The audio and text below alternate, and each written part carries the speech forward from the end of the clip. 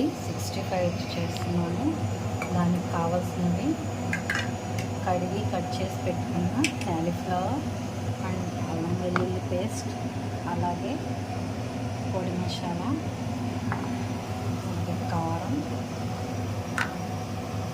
Colour, కరివేపాకు, cornflour అన్నీ కలిపేసేద్దాం. ముందుగా అల్లం వెల్లుల్లి పేస్ట్ వేద్దాం, తర్వాత సాల్ట్ వేద్దాం. అల్లం వెల్లుల్లి పేస్ట్ 1 స్పూను, ఇది ఒక ఫ్లవర్, పెద్ద ఫ్లవరు, ఇంకా కొంచెం. ఓకే, కారం వేద్దాం. నెక్స్ట్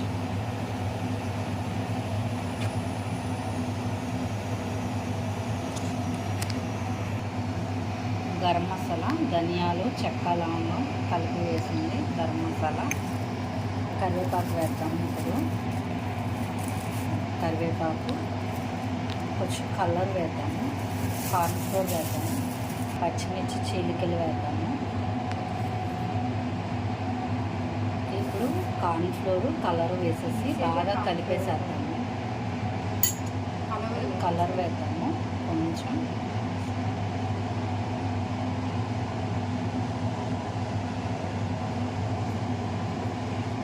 ఇలా కలుపుకున్న తర్వాత దీనిలో కార్న్ఫ్లోర్ తగినంత కార్న్ఫ్లోర్ వేద్దాము.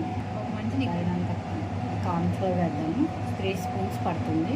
ఇలా కార్న్ఫ్లోర్ వేసిన తర్వాత బాగా కలిపేసి ఆయిల్లో ఫ్రై చేసుకుంటే గోబీ 65 రెడీ అయిపోతుంది. ఆయిల్లో కూడా ఫ్రై చేసేద్దాము.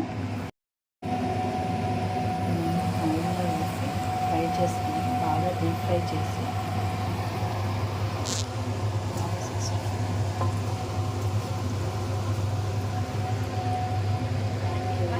share, subscribe.